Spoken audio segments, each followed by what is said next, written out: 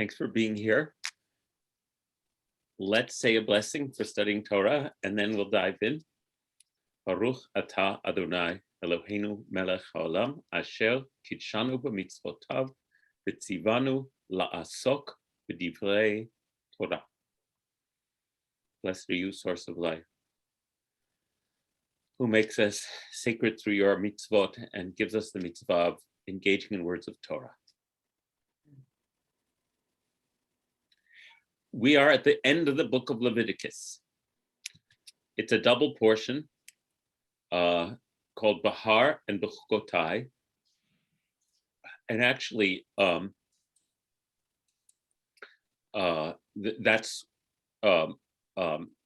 were talking before everyone came in about the Jewish calendar and how the dates can swing so much on the solar calendar that we follow, the Gregorian calendar. And the double portions are related to that, Sylvia. When there's a double portion, that two portions get squeezed together during regular years, but during the leap year, because 4 weeks are added, the double portions are ready to be split up. So every week has a Torah portion. But because this isn't a leap year, it's a double portion, Parshat Behar and Parshat Bekhukotai, which are the end of the book of Leviticus. And this was actually my older daughter's bat mitzvah portion. And I have way more things to say and read and study in this parsha than we'll have time for today. So we'll see where we get to and what we get. By way of orientation, this is the climax of the book of Leviticus, and it is it's a grand climax because it describes the relationship that God instructs us to have with the earth itself. How we are supposed to relate to the land. And in this case, we have a lot to learn from our agrarian ancestors who had, in order to survive, had to learn how to live in some kind of sustainable rhythm with the earth so that the earth could feed them. And for a conceptual framework of what our relationship to the earth is different than the capitalist, contemporary, as I've been learning from my daughter's various readings that she's doing, extractionist. There are all these words to describe extractive economy that describe the way our dominant themes are of the earth as a commodity to be exploited. We all know about this, and we know where it has led us. And Behar is a really important portion, and Bekhukotai. Behar describes how we are to relate to the earth in the theme of the Bible, in the overarching rhythm of the Bible, which is 7. Not only do we give on the 7th day a rest to everything under our control, but in the 7th year, we give the entire earth a rest called a sabbatical. And it is that rhythm of 7s that is the sacred template of the universe for the Torah. And we've discussed this. The earth is created in 7 days, and the 7th day is always a day to reset, to reflect, to let go, to release. The 7th year, always a year to reflect, to let go, to give up control, and allow a reset and a replenishment and a rest for the earth.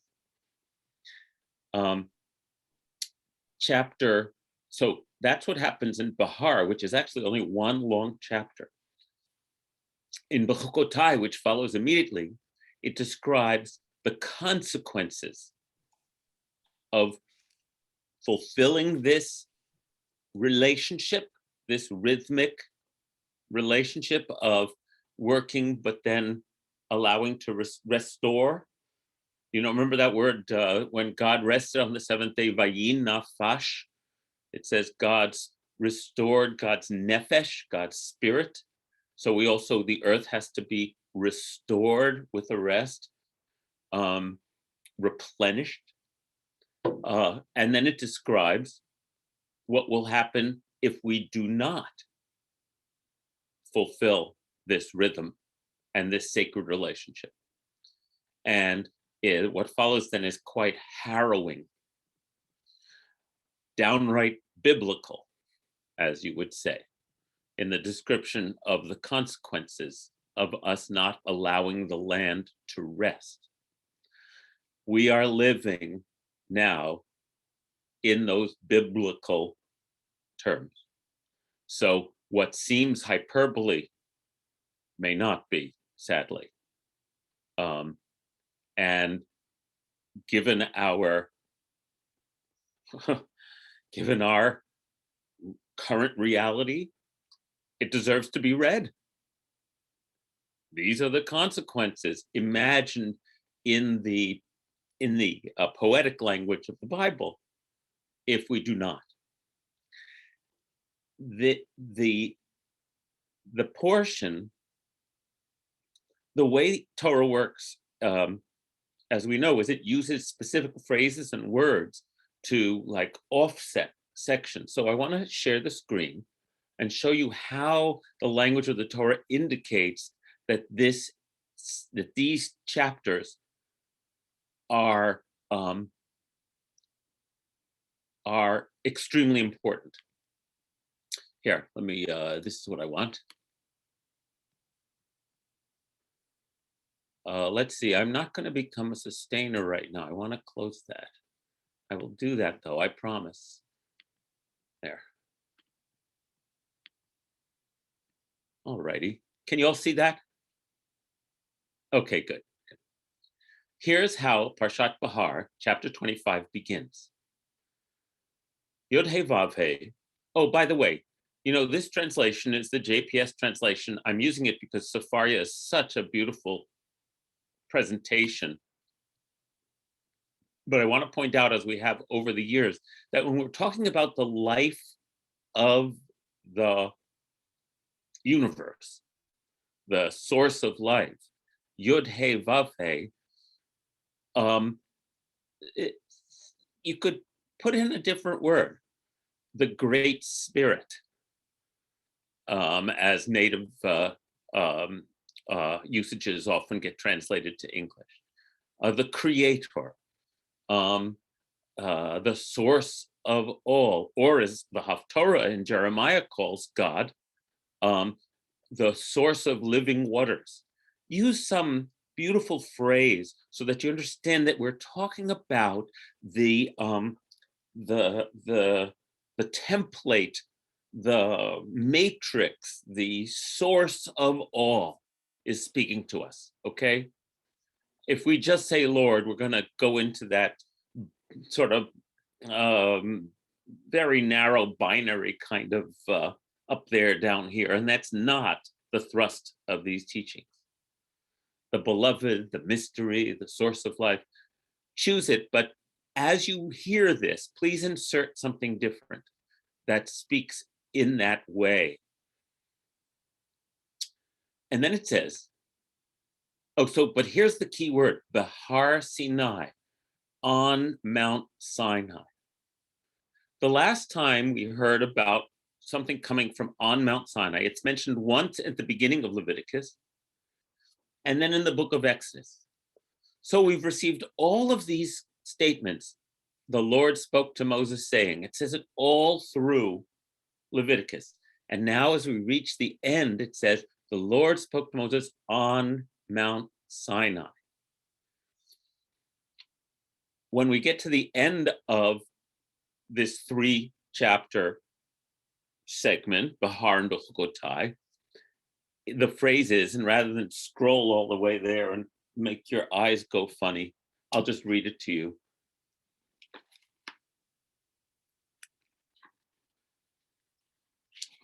At the end of all these instructions, it says,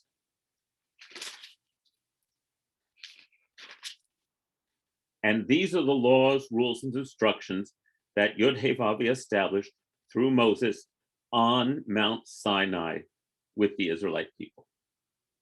So when the Torah, the Torah is constructed in an A, B, B, A kind of way, it will repeat the first sentence at the end to show you that there's a structure here. And so the fact that Mount Sinai is invoked tells you that we're on the mountaintop here with some crucial instructions. Okay, so here's how it goes. Speak to the Israelite people and say to them, when you enter the land that I assign to you, the land shall observe a Sabbath of the Lord. Okay, let's replace Lord with a Shabbat Ladonai, a Sabbath of the Great Spirit, a Sabbath of the source of creation. So 6 years you may sow your field, and 6 years you may prune your vineyard and gather in the yield. But in the 7th year, the land shall have a Sabbath of complete rest, Shabbat, Shabbaton. That's how Hebrew works. It when it repeats a word, it's emphatic. A Sabbath of Yud-Heh-Vav-Heh, the Great Spirit. You shall not sow your field or prune your vineyard. Do not reap the aftergrowth of your harvest or gather the grapes of your untrimmed vine. It shall be a year of complete rest for the land. The land gets Shabbos. During this time, you can eat whatever the land will produce. Not just you, but you, your female and male slaves, the hired and bound laborers who live with you, and your cattle and beasts. What does beasts mean? Chaya. Beast means undomesticated animals. Beast means the jackals and the wild this is and that. In other words, the land becomes ownerless. In this conceptual universe, you give up any claim of ownership because it's not yours in the first place. And so what Rabbi David Seidberg expresses beautifully in his writing about all this is that this echoes the Garden of Eden, where you and the animals and you, of all the fruits of the garden you may eat, and everything is ownerless. It belongs to God in the Garden of Eden. And the 7th year is like a return to that state of ownerlessness. I love that image. Imagine, again, the concept here is as important as the act. Imagine if we, as us, a culture, a people, humanity, was able to conceptualize our relationship to the land as temporary users, as the fundament of our relationship. And how do we remember that? By every 7th year, giving up that ownership. It's so related to the idea of Shabbat every 7th day. It's the same idea, writ in the largest sense. Because remember, on the 7th day, we're commanded that we do not get to make anyone who's usually under our control work, not even our animals. That's the rule for Shabbat. We give up the illusion of control. If we don't regularly, and I'd say this is true about the ego, about everybody's ego, if we don't regularly remind our ego that it is not the boss, we forget. We get lost in our own story about trying to make the world in our own image, right? About making it the way it should be. And Shabbat and sabbatical are these to me just dramatic opportunities, if we make them a regular part of our spiritual practice, to know that we're not in charge, so that when we come back to our work life, which is what humans do, right? We domesticate things. That's what we do. When we come back to our work, we do it with a light touch. We do it knowing that this is a gift that's been given to us, not some birthright.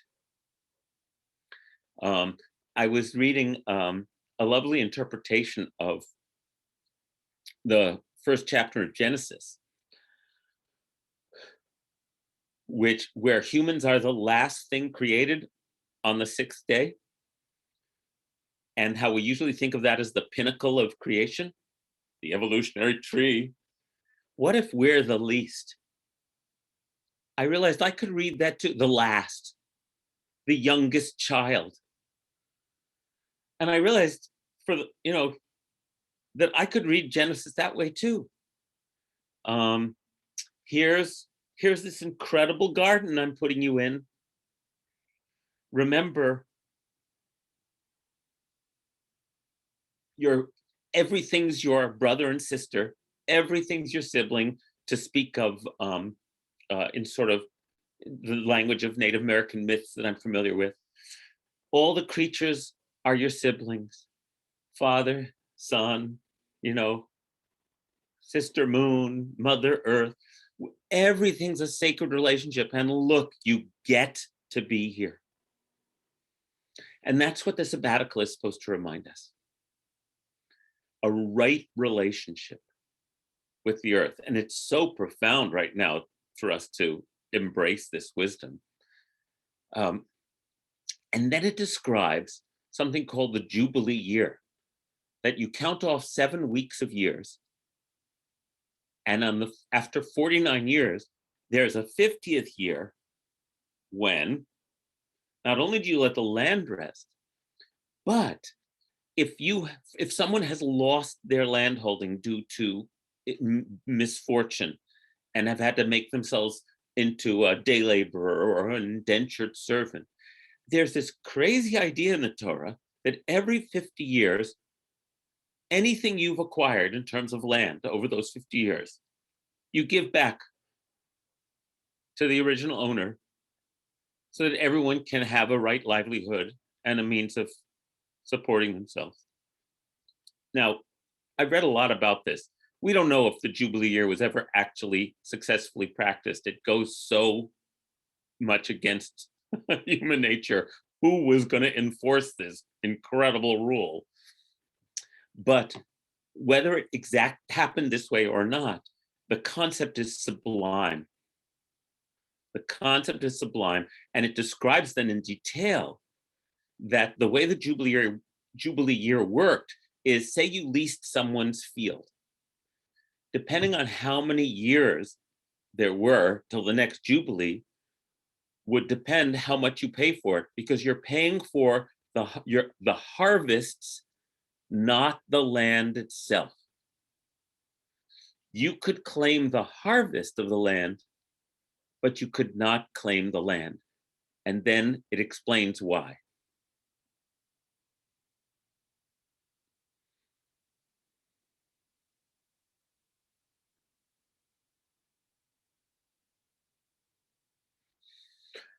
And then it says, and if you do so, you will have bounteous produce.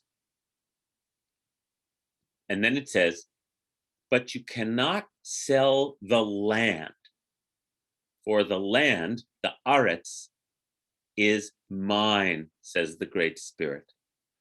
You are but gerim toshavim, Strangers, that's in this case, that's not a great translation. You are but residents with me, leaseholders. You're here not as owners, but as tenants on the good earth.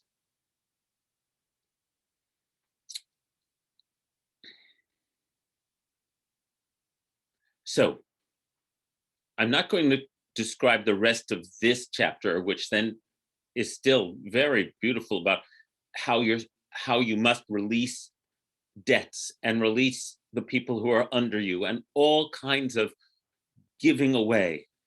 I'm going to go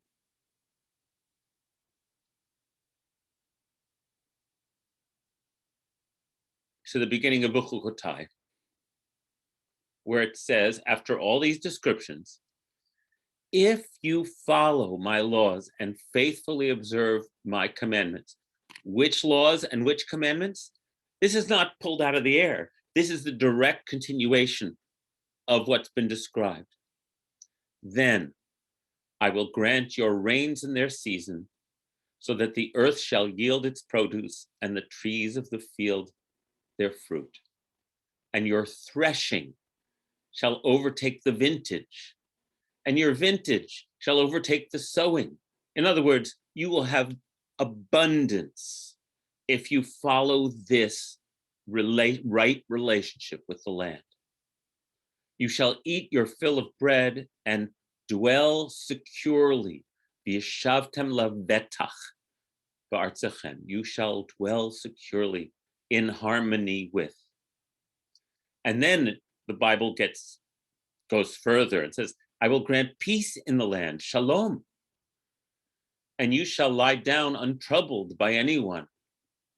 And I will give the land respite from vicious beasts, and no sword shall cross your land.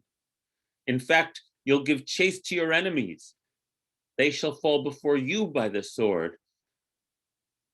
And then it says, I will look with favor upon you, make you fertile and multiply you, and I will maintain my covenant with you. And you shall eat old grain long stored, and you shall have to clear out the old to make room for the new. And I will establish and dwell in your midst, and I will not reject you. I will be ever present in your midst. I will be your God, and you will be my people. And then it says this amazing line. I, Yod-Heh-Vav-Heh, am your God who brought you out from the land of the Egyptians to be their slaves no more, who broke the bars of your yoke and made you walk erect. I love that metaphor. We can't walk erect when we're yoked. Someone has to liberate us so that we can walk erect. So if we're walking erect, there's something that says we are now the stewards of our fate. And we're in our full humanity. And then it says, but if you do not obey me and do not observe all of these commandments, if you reject my laws and spurn my rules, then I will wreak misery upon you. Okay, get ready, everybody. Consumption and fever, which cause the eyes to pine, the body to languish. You shall sow your seed to no purpose, for your enemies shall eat it. I will set my face against you. You shall be routed by your enemies, and your foes shall dominate you. You shall flee, though none pursues. You're going to hear this several times. You will be running scared. You'll be freaking out. You will be lost in anxiety and fear, even if no one's pursuing you. And then in the rhythm of biblical language, if for all that you do not obey me, I will go on to discipline you sevenfold for your sins. So there's the seven. You'll hear this over and over. I will break your proud glory. your pride. And I will make your skies like iron and your earth like copper, so that your strength shall be spent to no purpose. Your land shall not yield its produce, nor shall the trees of the land yield their fruit. And it goes on. And if you remain hostile toward me and refuse to obey me, I will go on smiting you sevenfold. I will loose wild beasts against you, bereave you of your children, and wipe out your cattle. They shall decimate you, and your road shall be deserted. And if you don't do this, I will smite you sevenfold. I will bring a sword against you to wreak vengeance for the covenant that you have abandoned. Now, by the way, let's pause here. No, I'll come. Keep that in mind, covenant. You won't have enough to eat, but you'll never, and though you eat, you will not be satisfied. So these fates are both physical and spiritual. And if you still disobey me, I will discipline you sevenfold. Oh my goodness, you'll wind up debased to eat the flesh of your sons and daughters, and your religious places will be destroyed, and I will heap your carcasses on your lifeless idols. I will spurn you. I will lay your cities in ruins. I will make the land desolate, and I will scatter you among the nations. Your land shall become a desolation, and your cities a ruin. And here's the key line. We are going to be completely lost, scattered, debased. Then shall the land make up for its Sabbath years throughout the time that it is desolate, and you are in the land of your enemies. Then shall the land rest and make up for its Sabbath years. So if we think of this not again as a commanding and vengeful God, but as a possible way of understanding what happens when one does not live in right relationship to the land that sustains you. The skies turn to iron and the land to copper. The land will replenish itself, but only in your absence. I feel that way about Mother Earth, that God forbid if the worst happens, Mother Earth will rebalance and life will grow again, but not with us in it. And then what's going to happen to us in this condition, in this condition of alienation from the life force that gives us life? For those of you who survive, I will cast a faintness into their hearts. In the land of the enemies, the sound of a driven leaf shall put them to flight. Fleeing as though from the sword, they shall fall, though none pursues. With no one pursuing, they shall stumble over one another as before the sword. You shall not be able to stand your ground before your enemies, but you shall perish among the nations.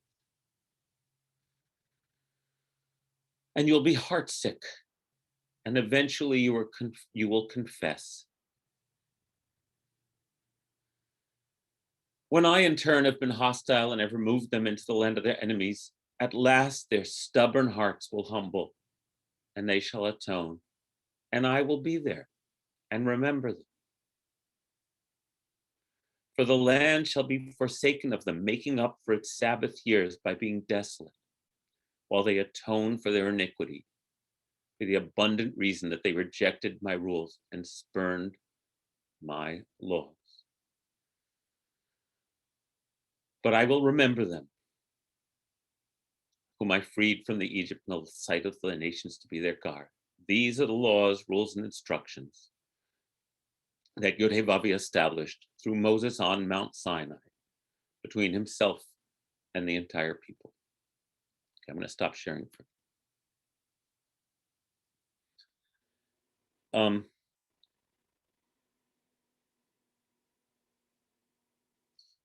I think we're facing this existential crisis. And the Torah has a message for us. And I wanted to share a couple of other sources with you that share the same message. I welcome your comments in the chat always, of course. But this is where my mind turns to. Hold on, let me get the right. So I have been, whoops. There we go. I have been reading and rereading a book that many people are reading and reading right now, called Braiding Sweetgrass by Robin Wall Kimmerer. She is a botanist, ethnobotanist, and also a Native American. She lives in upstate New York, and she's doing this remarkable, she's a beautiful writer, and she's doing this remarkable job of integrating scientific knowledge with Native American wisdom and presenting it in language that is very accessible. And what she calls, what the Torah is describing as this sacred rhythm of rest and renewal for the land, she calls the honorable harvest. Beautiful phrase. Let me share something she wrote.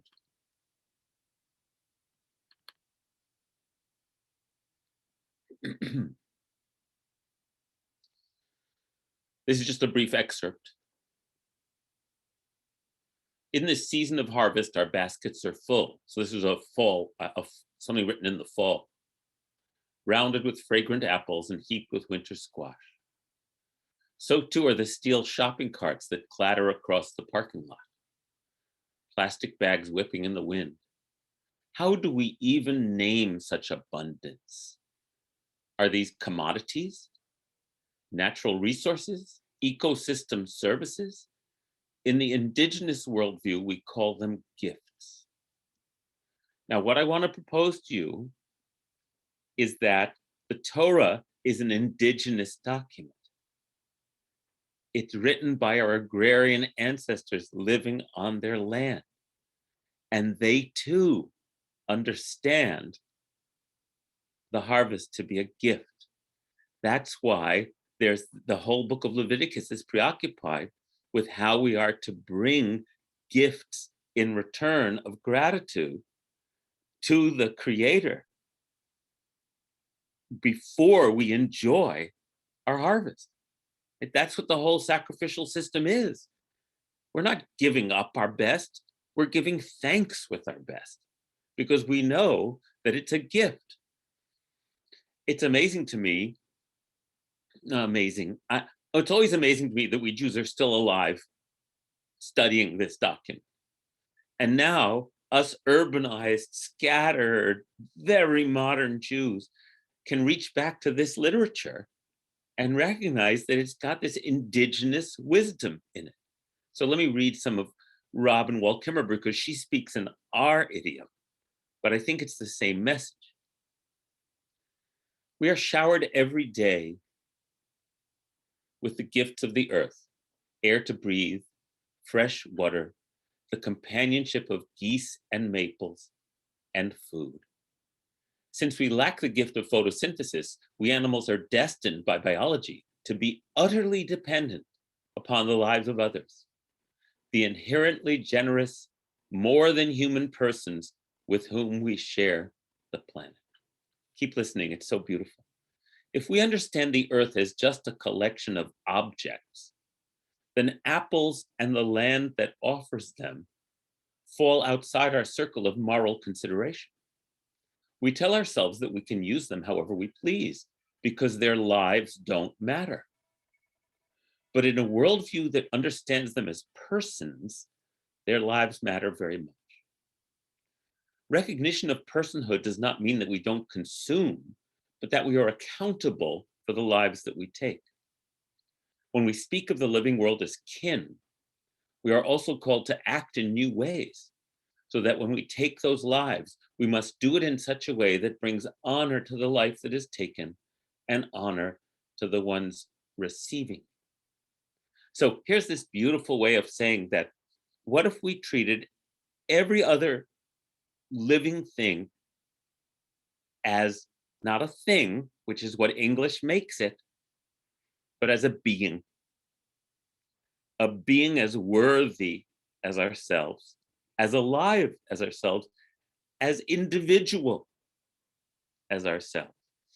As I try to grasp this and kind of work it into my consciousness, I can't look at animals or flowers. I look at a bird building a nest, and I grew up, wow, isn't it amazing? Birds aren't smart, but they can build nests, right? That's how I grew up, because that's what I grew up with.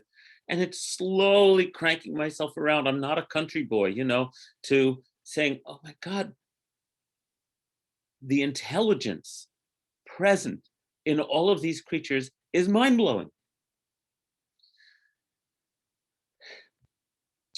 By naming them, as Robin Wall Kimmerer does, she doesn't say the maple. She capitalizes maple in her writing so she can address it. I'm finding it so helpful.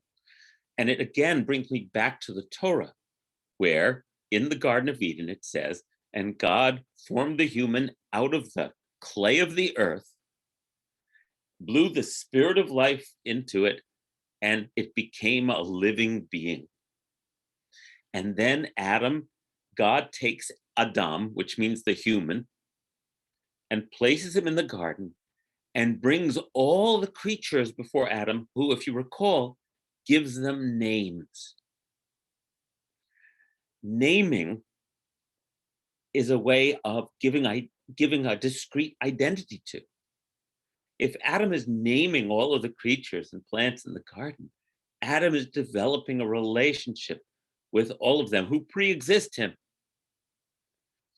And our dominating story of domination might be reframed as a story of cohabitation. So everything isn't a thing anymore. And I don't know what to do with my English language. I'm going to work on this. And think about the sabbatical year, when the return to that Edenic state is supposed to be reestablished, where we are not higher than any of these other creatures. We are with them, enjoying and benefiting from the gifts of the Great Spirit. So she says, the canon of indigenous principles that govern the exchange of life for life is known as the honorable harvest. They are rules of sorts, shall we say mitzvot, that govern our taking, so that the world is as rich for the seventh generation as it is for us. Isn't it fascinating that the Iroquois, that they came up with the idea of the seventh generation, and that number 7 is there? I wonder where 7 lives in the cosmic patterning of consciousness. The honorable harvest, a practice both ancient and urgent, applies to every exchange between people and the earth. Its protocol is not written down, but if it were, it would look something like this. Ask permission of the ones whose lives you seek. Abide by the answer. Never take the first, never take the last. Harvest in a way that minimizes harm. Take only what you need and leave some for others. Remember, do not harvest the corners of your field. Leave them for the poor and the stranger. Use everything that you take. Take only that which is given to you. Share it as the earth has shared with you. Be grateful. Reciprocate the gift. Sustain the ones who sustain you, and the earth will last forever. And if you do not follow my commandments, the earth will turn to copper and the skies to iron and spit you out. Let's see, how much longer does this go? Not too much longer. Why don't I read it? Though we live in a world made of gifts, we find ourselves harnessed to institutions and an economy that relentlessly ask, what more can we take from the earth? In order for balance to occur, we cannot keep taking without replenishing. Don't we need to ask what we can give? What can we give? The honorable harvest is a covenant of reciprocity between humans and the land. This simple list may seem like a quaint prescription for how to pick berries, but it is the root of a sophisticated ethical protocol that could guide us in a time when unbridled exploitation threatens the life that surrounds us. Western economies and institutions enmesh us all in a profoundly dishonorable harvest. Collectively, by assent or by inaction, we have chosen the policies we live by. We can choose again. What if the honorable harvest were the law of the land, and humans, not just plants and animals, fulfilled the purpose of supporting the lives of others? What would the world look like if a developer poised to convert a meadow to a shopping mall had first to ask permission of the meadowlarks and the goldenrod and abide by their answer? What if we fill our shopping baskets with only that which is needed and give something back in return? How can we reciprocate the gifts of the earth?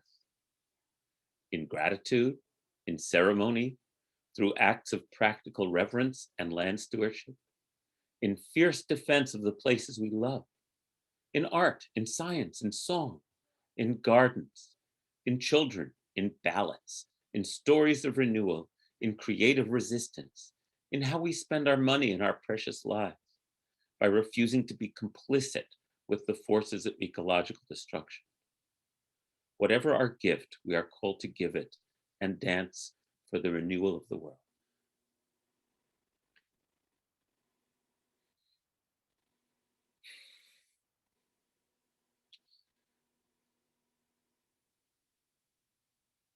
Oh, thanks, Ellen. Now I want to go back to the term covenant that gets used in our Torah portion numerous times. The sacred, remember, covenant is a sacred mutual relationship that we enter into with the Great Spirit and with the earth. That's our covenant. And yes, there's the covenant at Mount Sinai, which is the specific covenant of the children of Israel with the Creator to fulfill this Torah. But that covenant is always couched in the first covenant, which is the covenant of the rainbow, the covenant that God makes with all creatures on earth after the flood. And God said,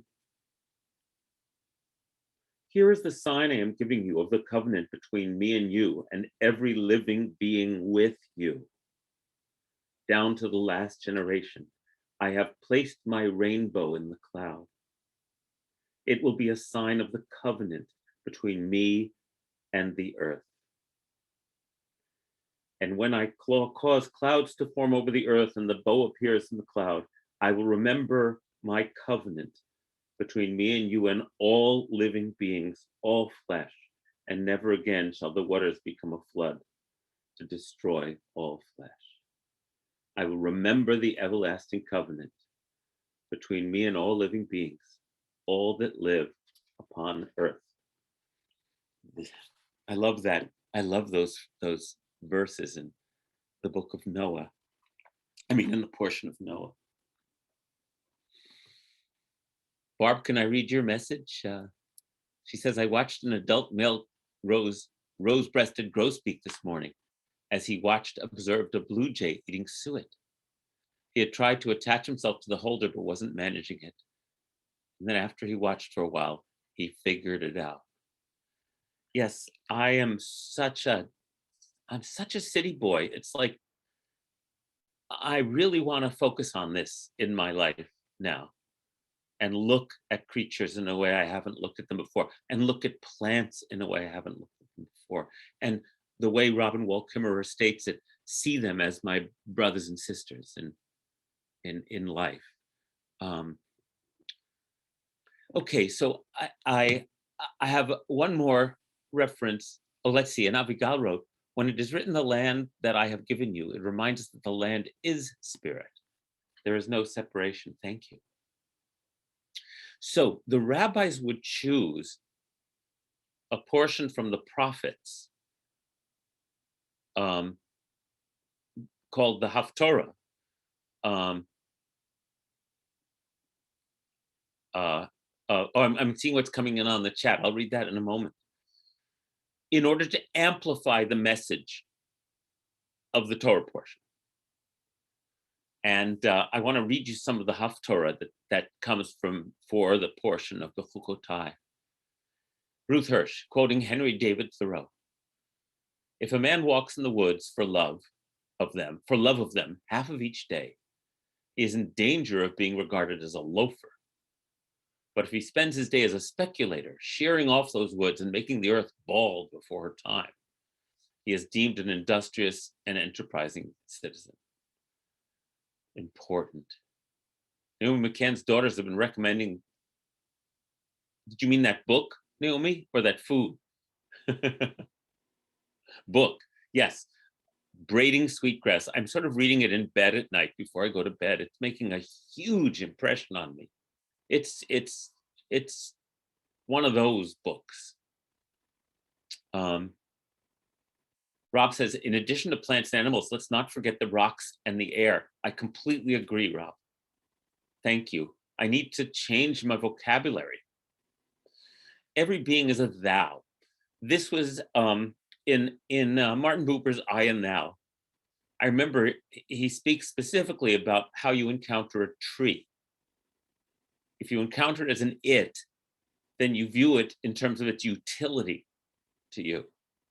If you encounter the tree as a thou, as a you, as a person, a non-human person with personhood, then you encounter it as a sacred being, animate or not. So now let me share some Jeremiah with you. In fact, why don't I bring it up on the screen so you can see the words. Hold on, I just have to search for it. Okay, get back. Jeremiah.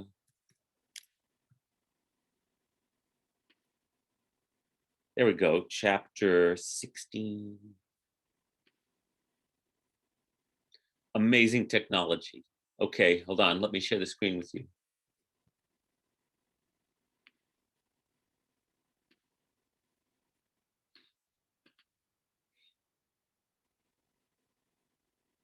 Here's where the Haftorah begins.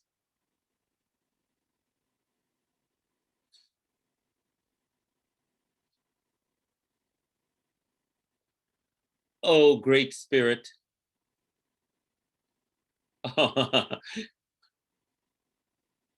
Enid says, I was with a medicine man who looked at a flock of chattering crows and said, intelligentsia. And stones are animate, they just have a much slower consciousness. I agree. If consciousness inheres in creation, then it inheres everywhere. Thank God. When we commune, when we're blessed with moments of communion with the world around us, we're partaking of shared consciousness. Here's where the Haftorah begins. Oh, Yud He Vav He, oh great spirit, my strength and my stronghold, my refuge in a day of trouble. To you, nations come from the ends of the earth and say, our fathers inherited utter delusions, false gods, empty and useless. Can a man make gods for himself? They're not gods. So there we go. This isn't just about wooden or stone idols, right? This is about our right relationship with Creator and creation. Assuredly, I will teach them. Once and for all, I will teach them my power and my might, and they shall learn that my name is life unfolding. And then it says, I'm going to go to verse 5, just for the interest of time. Thus said life unfolding. Cursed he who trusts in mortals, who makes mere flesh, mortal flesh, their strength, and turns his thoughts from the great spirit. Okay? Do you understand what this means in this case? It means, again, who thinks that one's own power and might and will are what are worthy of worship and of sacred relationship. What shall this person be like? Like a bush, a stunted tree in the desert, which does not sense the coming of good. It is set in the scorched places of the wilderness, in a barren land where no one dwells. That's what that relationship was like. Unrooted, barely connected to the earth that sustains us. But blessed is the one who trusts in life unfolding, whose trust is in life unfolding alone. He shall be, and here's the famous line, like a tree planted by the waters. That's where the spiritual comes from. He shall not be moved. It sends forth its roots by a stream. It does not sense the coming of heat, for its leaves are ever fresh. It has no concern in a year of drought. It does not cease to yield fruit. When in right relationship, in sacred, honorable relationship, we are inevitably as sustained as the sustenance we offer. We are sustained by that relationship. And then he changes tone and he says, I love this line. Most devious is the human heart. It is perverse. Who can fathom it? I love this line. Ain't it the truth? Like, what's with us? It's staring us in the face, how we're supposed to live. But I, life unfolding, probe the heart, search the mind, and repay every person according to his ways with the proper fruit of his deeds. And so, like a partridge hatching what she did not lay, so is one who amasses wealth by unjust means. In the middle of his life, it will leave him, and in the end, he will be proved a fool. So, not only for an individual, but for us collectively, we are taking what is not ours and hoarding it. And it is going to collapse. Our structure is going to collapse. That is the metaphor for this moment in human history. He'll be proved a fool. Oh, throne of glory. Oh, exalted from old. Oh, sacred shrine. Oh, hope of Israel. Oh, Lord. All who forsake you shall be put to shame. Those in the land who turn from you shall be doomed. For they have forsaken Yod He Vav He, and here's one of the best biblical names of God, Makor Mayim Chayim. I would capitalize all of these because it's a proper name. The fount of living waters. That's a great name for the Great Spirit, isn't it? And then Jeremiah says, he prays, heal me, living waters. Let me be healed. Save me. Let me be saved, for you are my glory. And that's where they end the Haftorah. The rabbis took the liberty to decide where to begin and end these excerpts. Isn't that a magnificent passage? One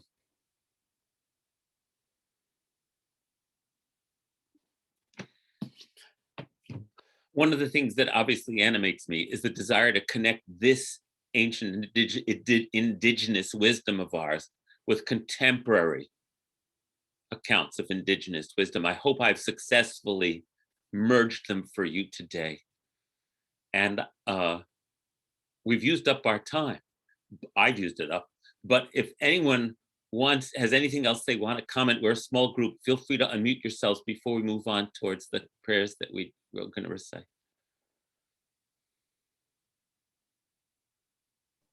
Thank you. Myrna? I know that